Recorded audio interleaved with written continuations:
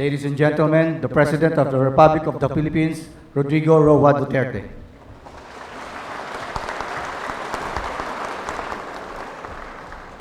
Police Director Apolinario, Police Chief Superintendent Constantino, Police Chief Superintendent Velasquez, Police Senior Superintendent Rosales, the officers, the men and women of the Philippine National Police, my co-workers in government, mga mahal kong kababayan.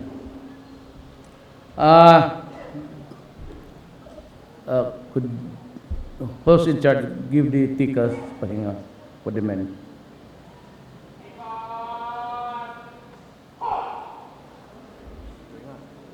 Mas dakog bilangkan ang pulis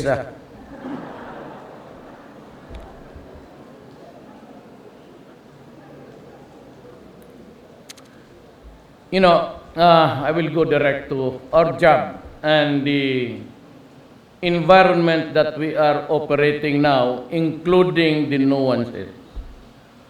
Ako kasi, sa Davao City, nung mayor pa ako, been mayor for 22 years, 23 as a matter of fact. Kalahati lang kasi kaya naputol ngayon, naging presidente ako. I was very strict sa trabaho, especially against crime. I'll just tell you maybe a biodata of sorts. I was fiscal for 10 years, a trial lawyer for also mga 9 years, and I hardliner against crime. Na ganito yan.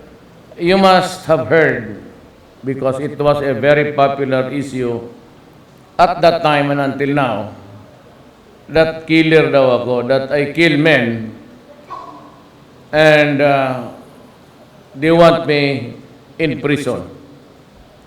Nakakatawa itong mga gagon na to kasi sila ang walang alam. You know, at the transition period sa Davao, yung martial law, pati yung revolution ni Cory, there was much really trouble. Everyone who claimed to be an anti-communist was provided with a gun at no cost, at no question. Basta ikaw, kalaban mo, komunista noon. So a lot of, tao sa Davao halos may armas. And it became an anarchy for everybody. They would just go into a house, hostage the people there, then ask the owner of the house for money. At alam mo naman noon, hanggang ngayon, you cannot withdraw more than 50,000. So they would stay in a house for 3 days while the poor husband goes to the back to his home, and all the time, yung asawa niya, anak niyang babae, pati yung mga maid, ginagamit ng mga kriminal.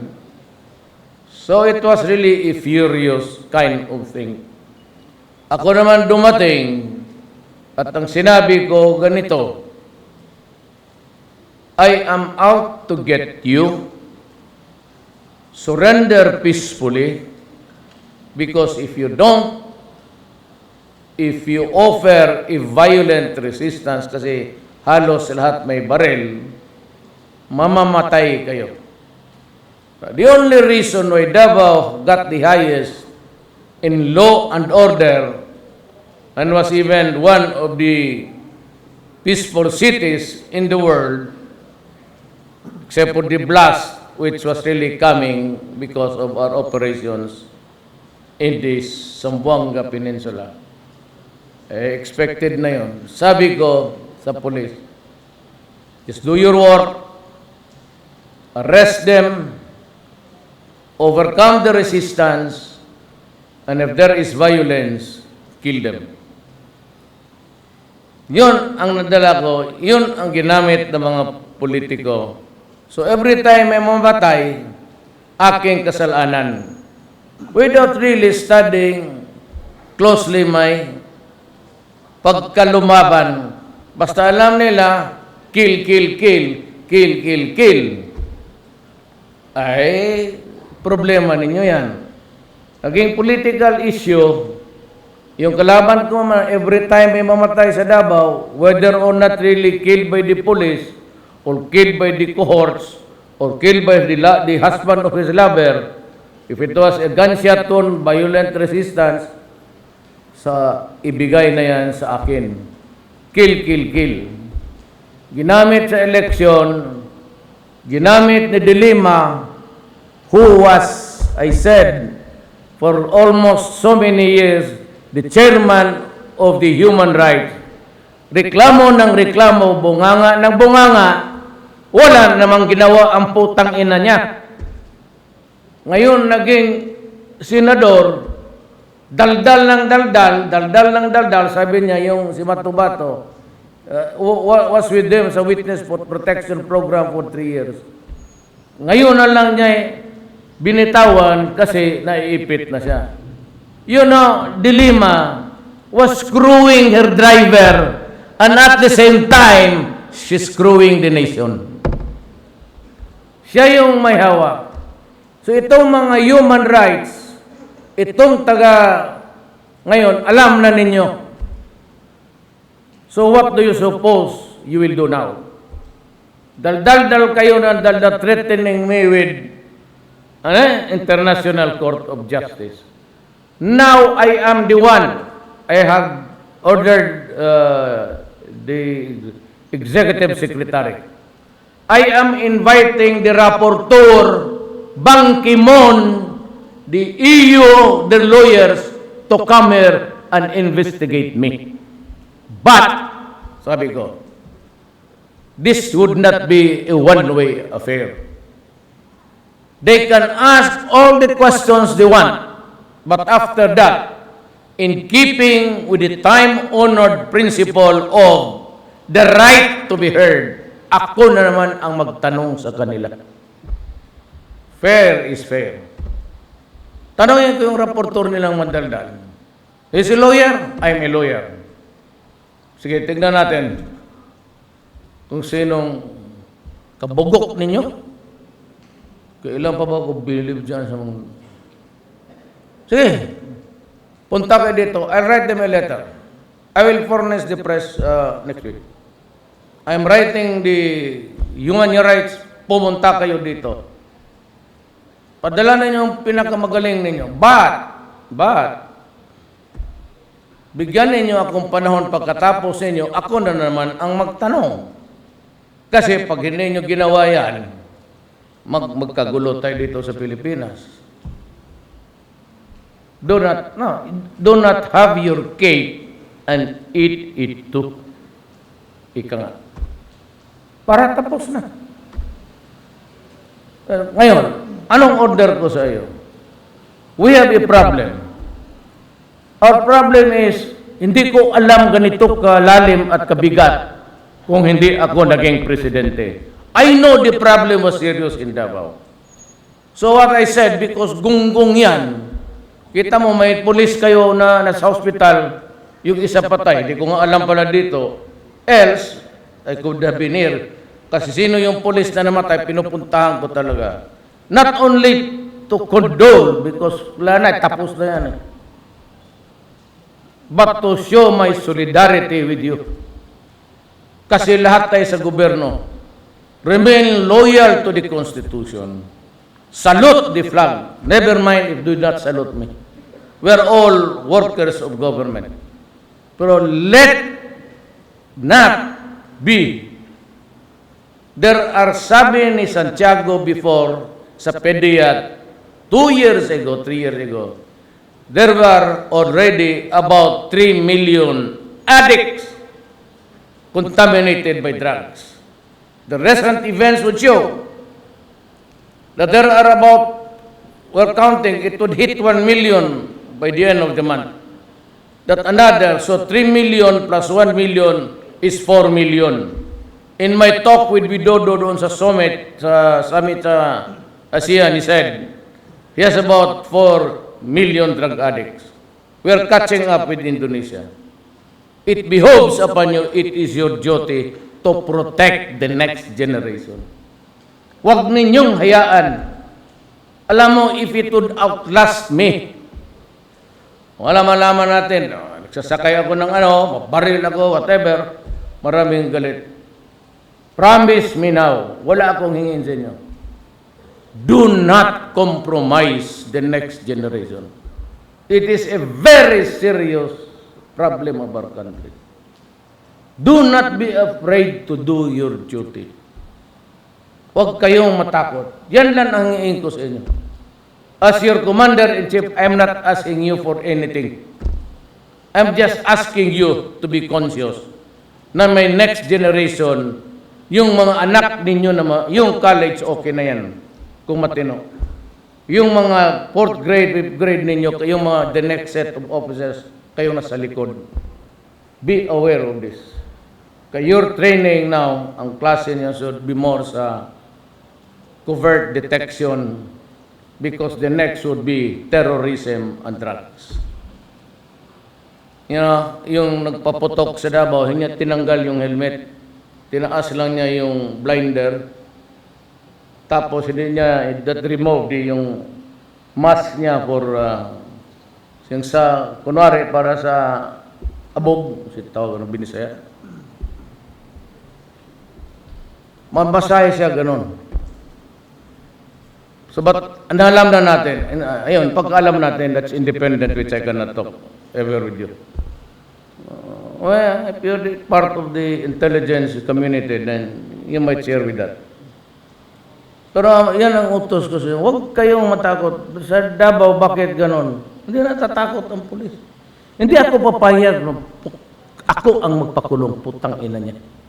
Huwag kayong matakot. Ako ang magpakulong. Just do your duty. Go there, arrest them, and if there is a resistance which would place your life para ikaw mamatay, putang ina, patay mo. There is no law at all. Mind you, Human Rights Commission. Tarantado pala kayo. There is no law. There has to be a law. Do not keep on complaining about my mouth because my mouth is not the problem. It cannot bring down a country, but it can erase a generation of right-thinking Philippines. Ang issue dito, hindi yung bunganga ko. And they would say the rating sa business economy, and so be it, lumayas kayo eh. Then we will start on our own. I can go to China, I can go to Russia, I had a talk with them, they are waiting for me, so what the hell? You pretended to be imbued with humanity. Ngayon, maraming migrants na mamatay dyan sa dagat, hindi ninyo tanggapin. You have stopped accepting your fellow human being in distress, SOS. You have stopped and closed the borders. And they are there dying outside of hunger. Tapos magturo kayo sa akin na pinatay ko ang mga kriminal. Loko-loko pala kayong lahat eh. That is why I use slang. Ang slang hindi yung, that's not slang, that's the role. Slang is binastos ng sulti. Slur, slang, or epithets. Why? Nakakawala kayo ng respeto. Because you do not even investigate. Wala akong sinabi in public na you kill, everybody you kill. I always lay down the conditions and bind you. Bago ito sila nagtindig sa harapan ko, they knew already what is. I do not have to lecture on, they have to, I am doing it for the media. Alam nila na hindi sila makapatay na without due process in the sense that you have to be arrested legally. Mr. X, I am a police ito, mag-surrender ka. What is the essence of arrest? Babalik ako dito, magturo ako because said I married very early, so I had to go to the police school to teach. I lecture lahat ninyo, yung mga official. You listen to it for 1 hour lang. Then you will know everything about your police work. That is the thing until you will die. Yan lang ang kailangan mo. So when you make an arrest, because ito kasi yung mga durugista, bungog ito. Kagaya ng mga kalaban ninyo noon ng mga esparo. Talagang bumubunot yan, babaril yan. Ito rin because bungog, may armas. Invariably may armas yan. Pagka lumaban dyan, just announce. May warrant ka, pumunta kami dito, ibaba mo yung baril mo. Pag itinaas yung baril, parap sa iyo, barilin mo na. Kill him! Because pag ikaw ang namatay, magagalit pa ako sa iyo. Bakit ka magpauna? Anong klaseng pulis ka?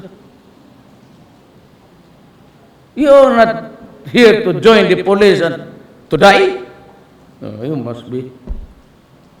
Yan ang order ko. Ano yung malama? There is really, baka ayaw ng Diyos na patayan. Di bale, hindi naman ang Diyos ang kalabang ko. Mag-usap kami ng Diyos pagkatapos. When I am there, tanong ko siya, kung Diyos kayo, babak mo.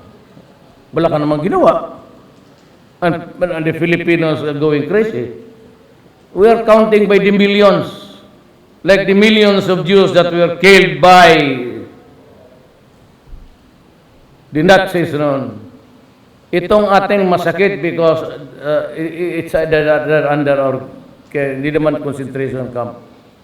Maubos sweldo mo. You know, bantay kayo ha. The cost of being an addict. Pag may anak ka, huwag kayo talaga magsali yan. Pag magsali kayo dyan, pati kayo.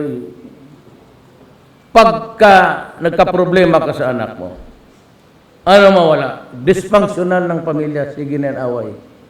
Kayong asawa, galit na sa ganon, tapos sige na nakaw yung bata. Pag wala nang makuha, lalabas yan dyan, dito sa kakaroon.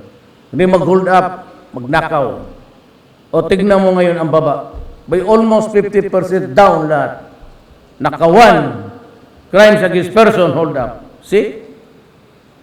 So huwag kayong magkumpiyansa dyan. So just remember my guidance.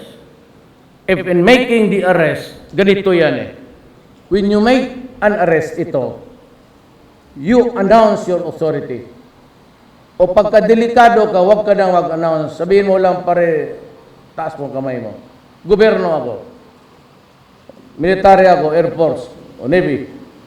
Then, it is your duty to arrest. How do you arrest? You arrest is you take a person into custody. Para ma-aresto mo, iskunin mo yung tao, dalhin mo sa istasyon. So, anong essence? Kung may resistance, ang bata, ito yung mga human rights, ang bata kasi pumapalag talaga yan. Ako mismo naghuli ng bata noon, talagang dumugin mo. Nga pagka nagkasugat-sugat yan, ang human right ng kala mo naman hindi nag-aral ng law, o yung iba yung lasing. Yung lasing hindi mo madalag agad. Bakit sino ka? You have to overcome his resistance. Whether he likes it or not, you have to overcome the resistance to bring him into the custody of the law at talhin mo doon sa istasyon. That is the essence of arrest. Ngayon ito, ayaw. Sabihin mo may baril. Tangina mo. Arestado ka, bitawan mo yan. Dadalhin kita sa istasyon kung gusto mo buhay. Kung gusto mo rin patay, okay sa akin. Because the law requires you to arrest a person and overcome his resistance so that he can be placed under the custody of the law to answer for a crime or a wrong. Hindi naintindihan niya sa mga putang ina yan. Wala to. Ngayon, bata. Di ba pag bata, arestuhin mo, Kisi-kisi yun na, mama. Ako, ganun. At talagang pinapalo ko. Sinasapa ko. Hindi mo madala sa istasyon. Lumalaban, sumisipa. Pag makita ka ng human rights, tangina, kaso ka agad. Sus Maria Josep. Eh kung ganon, hindi talaga tayo magkaintindihan ito. I'm inviting you and to answer my questions also. So that I would know whether you are a United Nation rapporteur.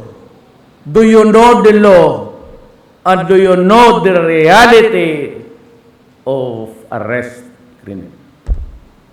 Ang mga Arabo, ang mga ISIS, anong sabi ng Amerikano, Great Britain? Pag hindi kayo magkinto dyan, bombahan ka namin. Tapos binubomba talaga pati mga bata, patay. O so anong diferensya? Takutin nila yung ISIS, pero pagtatakutin ko ng itong mga kriminal na sinisira ng bayan ko. O so what's it? Anong gawin ko pala pagka-presidente ako? Now, sabihin ko, show me a law that prohibits a president from threatening criminals.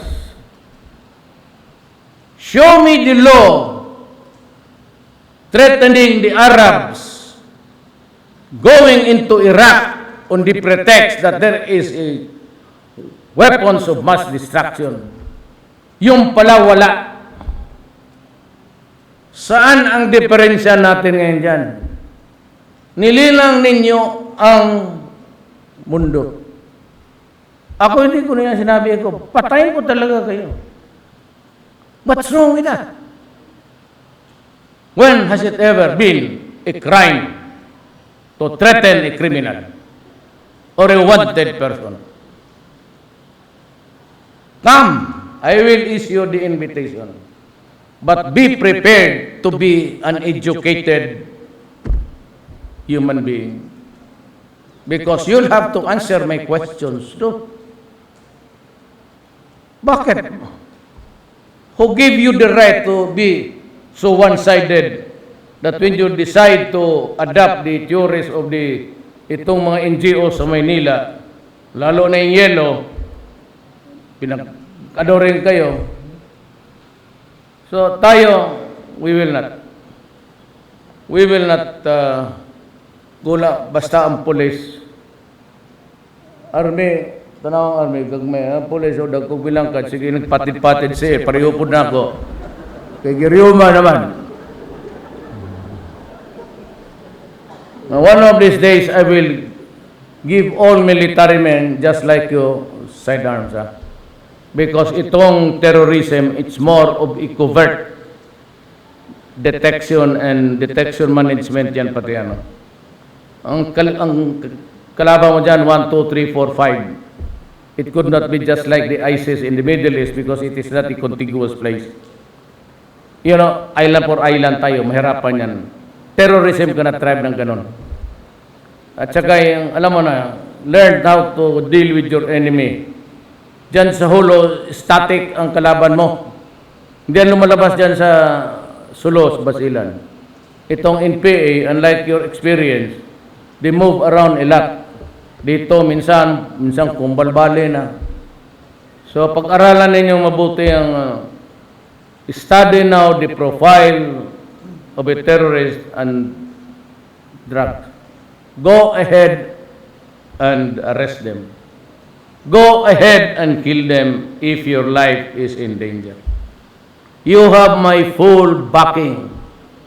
And I will see to it that nobody, not a single soldier or police will go to prison just because he was doing his duty.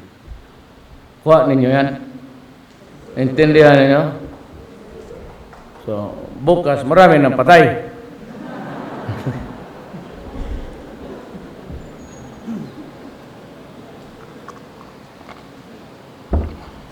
Actually, ako, kung hindi naman delikado talaga ang buhay na malayo, tapos kahoy lang, you might want to shoot in the...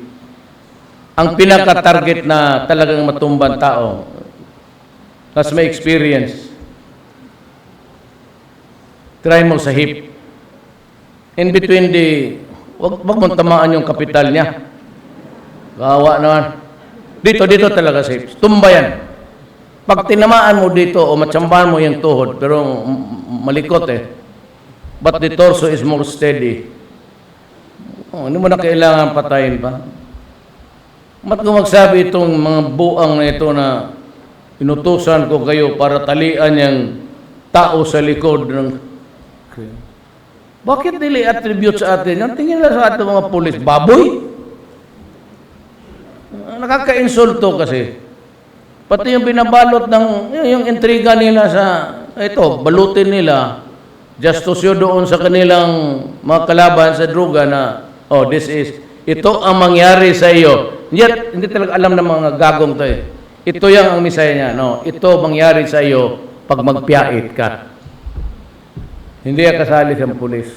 Kasi marami na rin pulis na namatay today.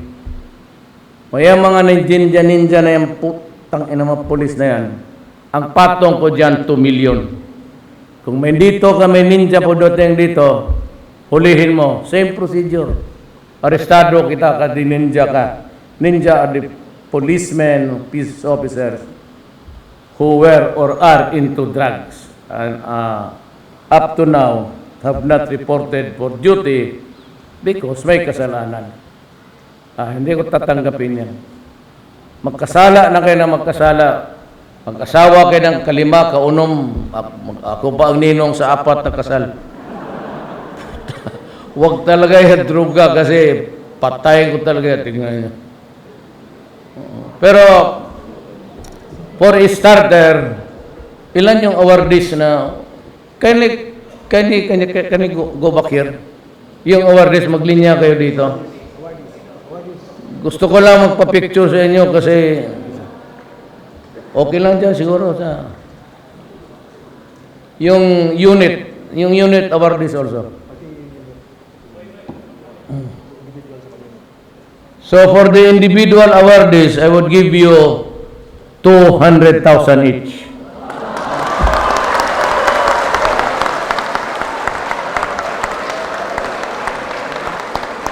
Saka yung unit awardees, for a job well done, tag 250 kayo. Kasalan niya mga... Pero kayong individual, ano kayo? Yung 200. Kasi alam ko, dalawa ang asawa niya tag 100 Nabilihan ko itong mga army ng baril kasi the next game is terrorism and drug. We do not need so much yung armas We are talking to, we're lucky that the left are very receptive to us. Landone is waiting for me in Davao. He's there right now. I have invited them for dinner. Nag-uusap tayo. I am for an inclusive government. Up to now. But I am not ready for a coalition government. Inclusive government. Nandiyan na sila. Huwag mo lang pakialaman ang police pati military. Magkaintindihan na tayo. No coalition government.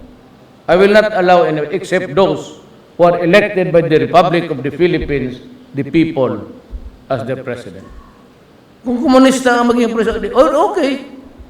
But go mainstream and get yourself elected. Bahala na tao kung anong gusto nila. But we cannot exist on yung communism. Mahirap yan. It has been repudiated by the people. So, we can seek another arrangement if you want. But the security of the nation will always be paramount and will not be... hindi pwede yan. Huwag galawin yan. Kasi mahirap yan. So, 200 plus 250, you'll receive it. I'm going to the hospital to visit. Nandiyan pa pala sa hospital yung police. Wala nang ano.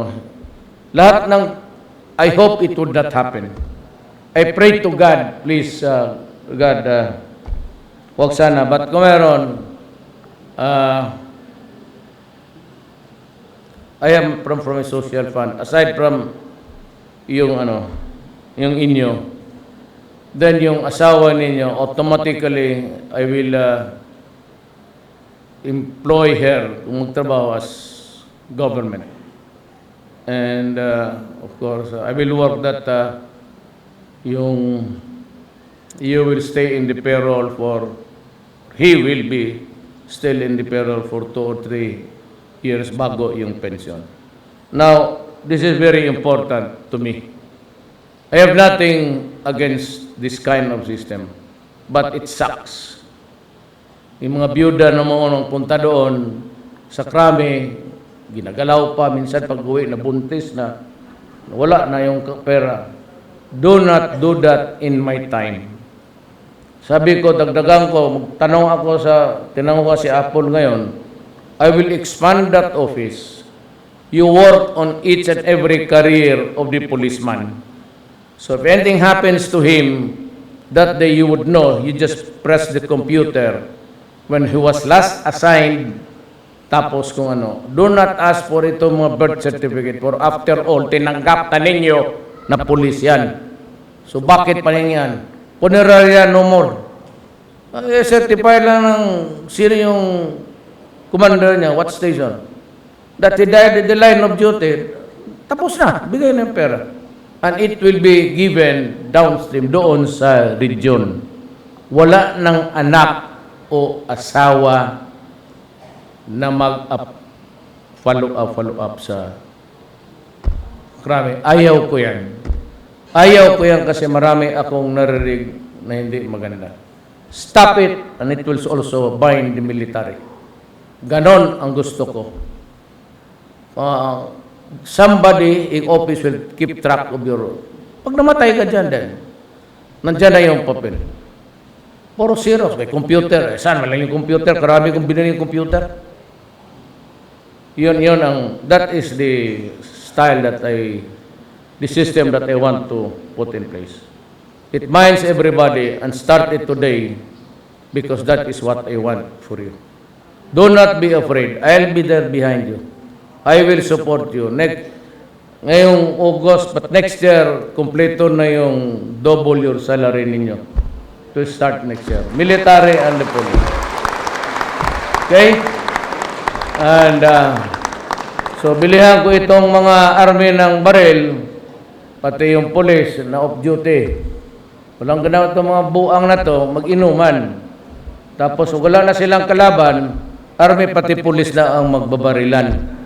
Yaman ang sakit ninyo. Maabutan, suntok. Stop it. Stop it. Okay? Maraming salamat po.